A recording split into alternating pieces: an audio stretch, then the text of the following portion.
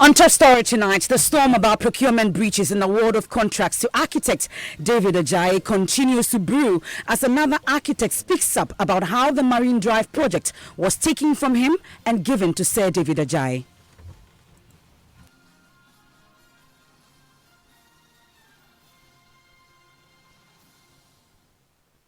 The contractor was on site, and then somewhere around September, August, I got a hint from the then Minister for Tourism that they were bringing this David Ajayi guy ostensibly to look at the work we have done. And I was told they had been asked to take over the project. The leader of their group at that time said the president asked them to take over the project. So I left it at that. We'll hear from a former Tourism, Arts and Culture Minister, Elizabeth Ufosu Ejari. All these people were selected through competitive bidding. And so I don't know why Sir Ajayi would take over the design and consultant bit of the Marine Drive. And I don't understand why we should use taxpayers' money to pay for something we have already paid for. Meanwhile, Minister of State in charge of procurement hints of government's intention to investigate allegations of procurement breaches in contracts handed to Sir David Ajayi. We will definitely interrogate the processes that went through in choosing whoever we need to properly interrogate, and where necessary steps need to be taken to ensure that the right things are done, we will do so. We have all that's coming up on here on Top Story, brought to you by Bond Savings and Loans. Your success, our passion. Gassim Cement, the nation builder. Vodafone, the future is exciting. Ready.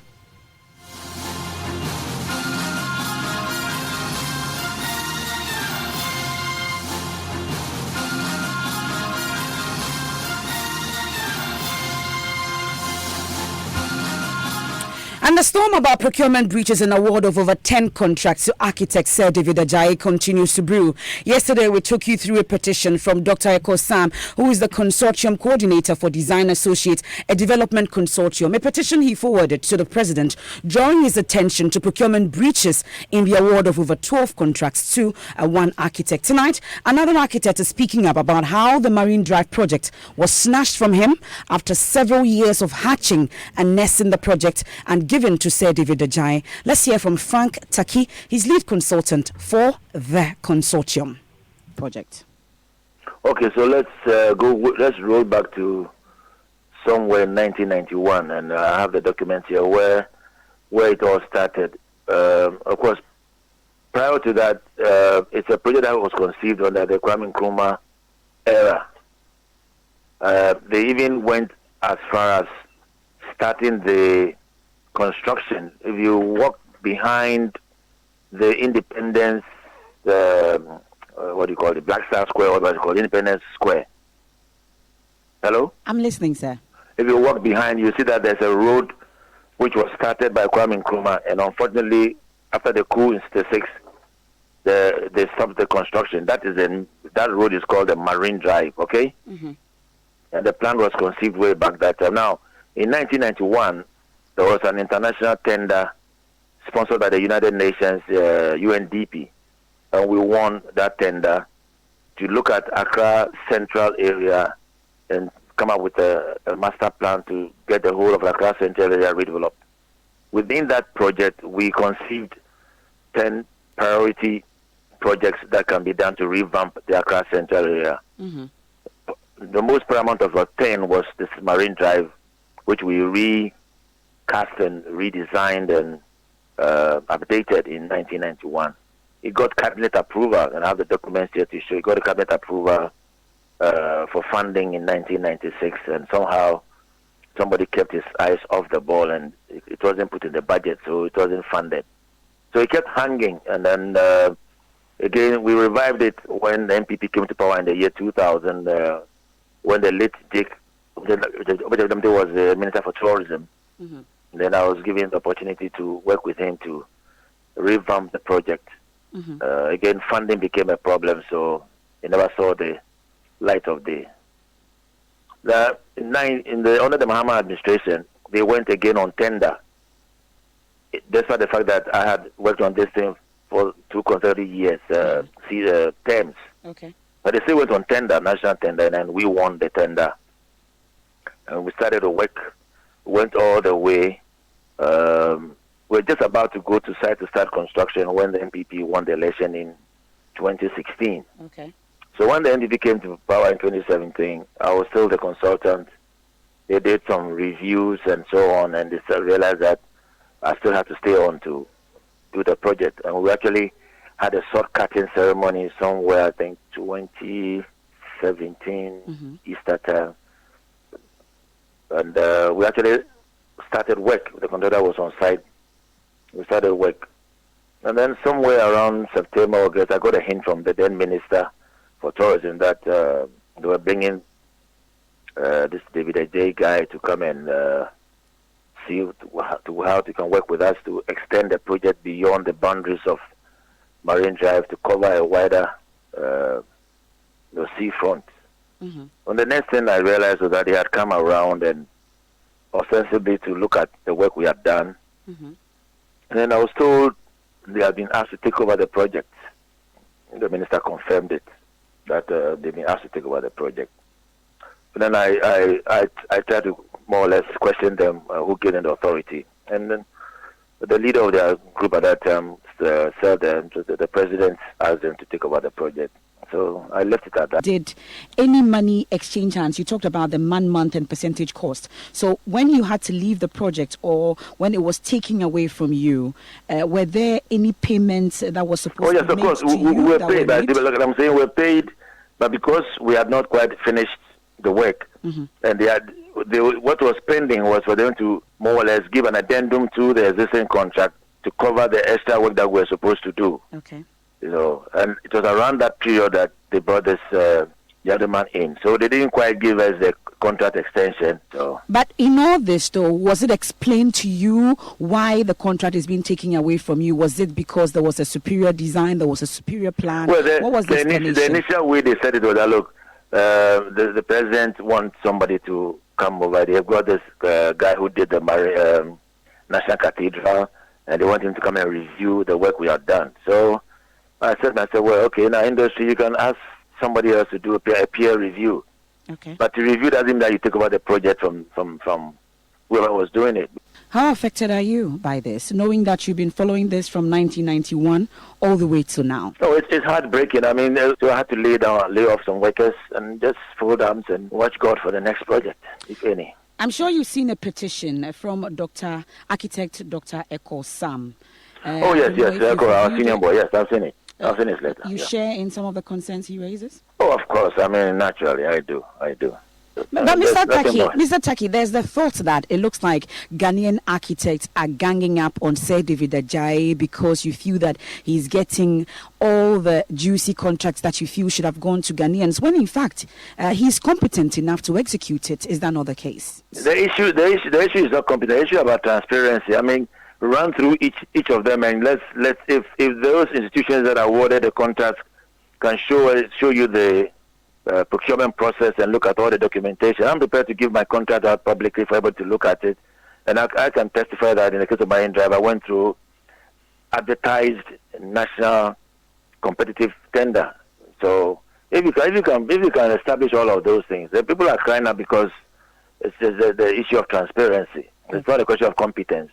If some of the things that we do here were things that were done in the UK, I don't think he would have had a chance even to have done any project, because if you do handpicking of things or if there's no transparency in contract award or procurement processes, then everybody can just jump high up there. Oh, no. Look at the case of the Parliament House.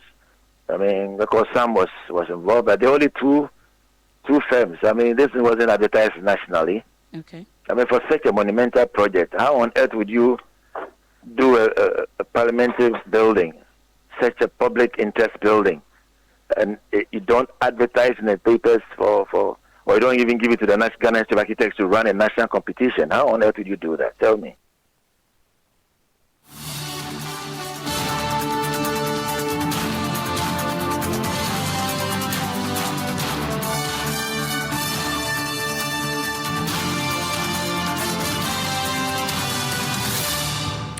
And you hear there Frank Taki, he's lead consultant for the consortium, another architect coming up to speak up about concerns they have about procurement breaches and how contracts have been taken from them and given to Sir David Ajayi. Well, we're talking about the Marine Drive today, and we've been joined on the phone by the former Minister in charge of Tourism and Creative Arts, Elizabeth Ofosu Ejari. We're grateful for your time here on Top Story. Now, I would want you to refresh our memories in terms of what went into the awarding of the contract for the Marine Drive project. Thank you very much. Good evening to your listeners. The Marine Drive project, when it was approved by Cabinet under the leadership of His Excellency John Dramani Mahama, was supposed to look for consultants to do jobs in terms of design, engineering, and then legal and financial. So it was advertised in the dailies. The people who applied went through competitive bidding. Entity tender was involved. A lot of stakeholders were invited to ensure that at the end of the day, the best come on to the project. And I'm glad to say that at the end of the day, we got the best to do the project. So we got consortium for design, we got ABP consult for engineering, and then SIC for legal and financial services. Now, let's talk about the period within which you're talking about this competitive exercise that went on into selecting these three companies that you're talking about. How long a period, though, was it? Even though on top of my head, I cannot remember, it didn't take less than 6 months. It took a long time. And you know, how many companies came up out of which you selected these three? At the end of the day, we chose consortium for the design, as I indicated, ABP, and then SIC for the various categories. Well, so listening to Mr. Frank Taki, though, he states that this whole process started from 1991 through to 2000, then to your administration, then to 2016, before that contract was taken from him thereabout in 2017. If he won the contract back then, why did he have to go through this competitive bidding process again?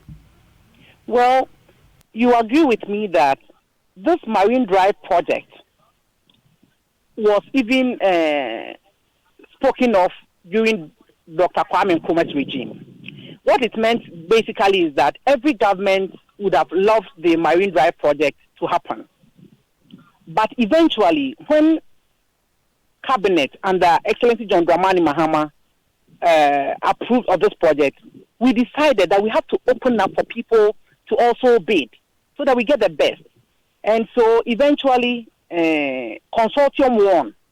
And I also agree that consortium had done a lot of work in respect of the Marine Drive. So the companies seem to know a lot about the Marine Drive. They had done their own like feasibility and stuff at no cost to government. And so they came on board very strongly. That's why they were chosen. I wouldn't want to talk about what I don't know, what went on in 1991. But during my tenure, I know he came on board with a lot of information and he was reviewed. Entity tenders I indicated already, and all the stakeholders felt that, well, for what he's bringing on board, consortium should be chosen. So could it not also be that you found the need for that review process and then you selected these three companies? Could it also not be the same situation that is panning out now, that there is a need for a review of what went on previously? Well, if you are reviewing, there is a process. Was this done transparently? Was it advertised in the dailies?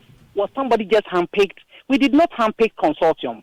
Consortium applied like anybody. And so if somebody is coming on board for a review, there is a process. It has to be advertised for people to also participate. You know, people are not crying foul when consortium was selected because they knew it went through a vigorous process. And so people are crying foul because the same thing didn't happen this time. And so that is the difference. But could it also not be that proper due diligence, for instance, was not done before handpicking or giving the contract to the consortium, SIC and ABP like you talk about? Okay, beautifully, I have indicated already that they went through proper tendering processes. And so you know that when this is done, due diligence is part of it. You can say this for the new contract and not for that for consortium, because it went to the Attorney General's department, it went to entity tender, stakeholder consultation, it went through processes. And so with this one, I can speak on authority that due diligence was done and done properly. Are you aware that under this current administration, land became an issue in terms of where the Marine Drive project should span from and where it should be situated? We've heard the chiefs talk about taking back some of the land. So there had to be a redesign. Could that not be a justification for that review and then handing over to another contractor? I don't think this is good enough reason. So, for example, if Mr. A is designing one piece of land spanning from the oak tree to the neem tree, and the person has done it properly, and for the purposes of this argument, now you say that it won't span from the neem tree to the oak tree, but now to the hibiscus flower. What changes? It's only the design that may change. I'm not privy to that one, but I'm even saying that is not a good enough reason for somebody to be handpicked over another person who have gone through all the processes. And I don't see, is there a problem with consortium design? That's the question we have to ask. If there is no problem with that, then why should you just handpick somebody because, for example, the nature or the land space has just changed? From off the top of your head, though, are you able to recall how much was paid back then? No, but this one is a matter of fact. The documents are really there. Mm-hmm. What I remember was how much Atachi, the anchor developer, paid. I think it would be 13 or 14 million at that time. And so that money I remember, but the budget is there. I'm sure if you even call the Ministry of Tourism, they should be able to give you the amount he paid, the budget, and then probably bank statements as to how the monies were disbursed and how it has been disbursed to date. I think this one, I don't even need to guess or think. The papers are there, and I'm sure it should be available to you. So the first time you heard that the contract or the design and architectural part had been taken from the consortium and given to Sir David Ajay, as we've heard, were you surprised? Okay, I was surprised because in my mind, I said then it means that Ghana is going to spend more on this project, because if a consortium has been paid for the same exercise and we are bringing Sir Ajay to do the same thing, it is cost to government, it is cost to Ghana, and I didn't think it was needful. So what would you have done in this situation as we have it currently? Because we've seen a petition from one architect. We're hearing now from Frank Taki as well. What do you think should be the ideal situation? Unfortunately for me, I am not privy to whether monies has been paid to Sir Ajay. I don't know whether he has a contract. I don't know how far they have gone with him. But if all these things have not been done, or if there are things that can be reversed, I think that consortium is well placed to do this job, if you ask me. I don't think this is too much for consortium to do. And as I indicated, I don't know whether Sir Ajay has been paid. But I hope that he has not been paid. Okay. So we're grateful for your time at this point. Madam Elizabeth Ofosu Ejare there. She's the former minister in charge of tourism and creative arts under the Mahama administration. Well, today the Ministry of State in charge of procurement has been speaking about it, Madam Adjoa Safo, and she's hinting of government's intention to investigate allegations of procurement breaches in contracts handed to David Ajay. Being architects and being in the procurement process and being Ghanaians for that matter, they ought to be on the lookout for some of these things to alert the government. And my brother, that is one of the reasons why for us we believe that procurement should be given the necessary attention. Now, once the petition has come, I'm sure His Excellency the President will engage my office, my good self, on those matters.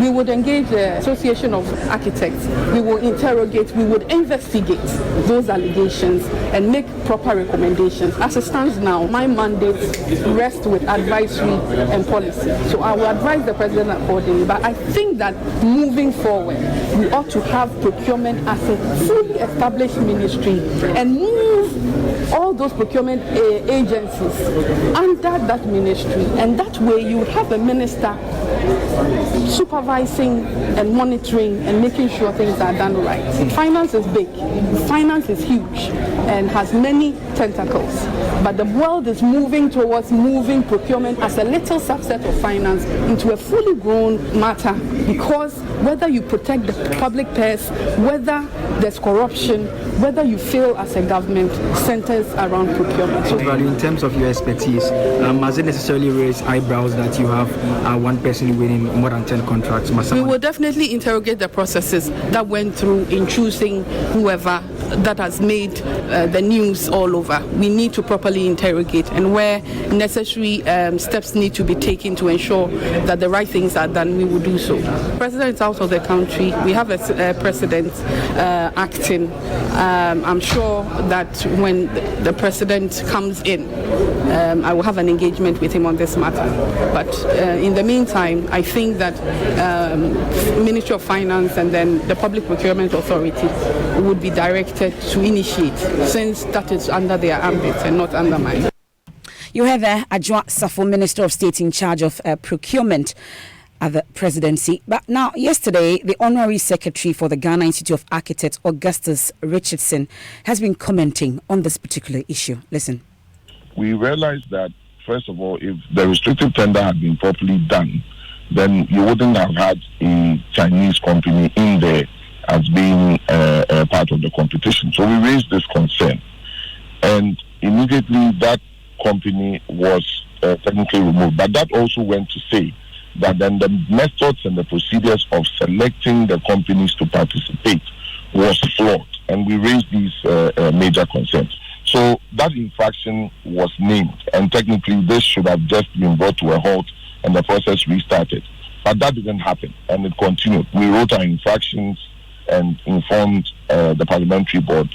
And the next thing we see, just like everybody else in the public, is the naming of Ajay Associates as winner of the project. The right procedures must be taken. The Ghanaian architects here must be given the opportunity to participate in these competitions. It is only fair. We are taxpayers, and we work hard in this country. We don't see how we can just open our borders and allow, almost something that seems to be sole sourcing to continue. So that is the problem. Yeah. So one of Architects Echo Sam's concerns there is that David J is not a registered architect in Ghana. Is that required before you can carry out projects here? It is absolutely required. It is absolutely required. And there are to register here in Ghana. If you read the law, the Act, item number 11, it talks about registering at the Registration Council. And you're supposed to be a member of the Ghana Institute of Architects. That process has not been completed, and yet we are having these things happening here. So that's definitely where the problem lies, and this is all part of the process. So it's been argued that you can practice if you have a local partner who is, you don't necessarily need to be a locally registered architect yourself. Absolutely. It is supposed to protect Ghanaians and ensure that Ghanaians benefit from everything that happens in this country, just like any other country would want its architects and its citizens to benefit. Yes. Does it not settle it then if David AJ or AJ and Associates partners with a local firm? That is prior to the competition, surely. That is what must happen. But also, you have the opportunity as a firm, when you read the laws, to also register with the institute and go through the processes, or to register temporarily. So you have Augustus there. He's the Honorary Secretary. Augustus Richardson is the Honorary Secretary for the Ghana Institute of Architects. Now, my colleague Elton Bobe joins me in the studio because we heard of a tweet from Gabi Asare-Otreda, and then also latest just coming in, Parliament's response to Dr. Echo Sam and Design Consults, and they on that petition. First, let's start with the tweet. Elton. So this was about 22 hours ago from Gabi Asare-Otreda, and he's asking which Ochini's Palace design contract has been awarded to David Ajay that Ochini himself is not aware of, and no staff member or family member knows of it. I'm sure you're aware that in the lineup petition that they provided, 12 state establishment that according to them David Ajay and his architectural firm have been given contract to redesign. Included in their write-up was a redesign of the Ochenines Palace. And this is what Gabby is asking, that as far as he and the Ochenines is concerned, there's no such plan. Okay. And then now let's go to Parliament. We're told of a response to that petition. What does it say? So, this is dated today, 18th July 2019, and it's addressed to the Principal Architect, Design and Associates and Development Consortium. It says the development of a new parliamentary chamber. Now, the right to acknowledge receipts of his letter dated 4th July 2019, and it provided a reference, which indeed is his response on the subject. Now, Parliament wrote to and sought concurrent approval of the Public Procurement Authority for restrictive tendering among 3 shortlisted architect design firms for the proposed new parliamentary chamber. According to them, it should be noted that Parliament purpose for referring the design competition to the Architect Registration Council was to subject the selection process to full professional scrutiny.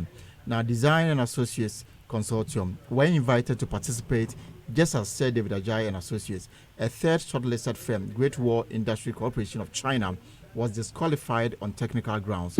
Now, the Architects Registration Council, according to them, empaneled a team of 10 independent assessors drawn from the Ghana Institution of Engineers, Ghana Institution of Surveyors, Ghana Institute of Architects, Architects Registration Council, the Ghana Institute of Planners and Parliamentary Service. As the design were submitted, they were labeled Section 1 and 2 by the assessment team for anonymity and transparency. The members of the assessment panel did their scoring independent of each other. Thereafter, the 2 firms were written by the ARC to come and identify their scheme. Design and Associates and Development Consortium obliged and identified their scheme as the one labeled 2, whereas said David Ajay Associate identified theirs as one labeled number 1. Now, your company approval of every stage of process. Now, the score according to Parliament, as collated by assessment team, were as follows. Said David Ajay and Associate 77.6%, and they came on top as winners. Now, Design Associate and Development Consortium came up with 59.4% and came second. Now, the results was unanimous according to Parliament. All 10 assessors placed David Ajay and Associate as the design first. Now, notably, according to Parliament, as stipulated in the Public Procurement Act, amended provided as opportunity for appeal, it says that any supplier, contractor or consultant that claims to have suffered or may have suffered loss of injury due to breach of duty imposed on a procurement entity by this act may seek review in accordance with the law. Now, to the best of our knowledge, Design Associate and Development Consortium never appealed against any of the selection process. This resort to unjustified public damnation is, to say the least, most unfortunate. Notwithstanding this preliminary general statement, we wish to respond to the specific issues raised by Design Associates. And one,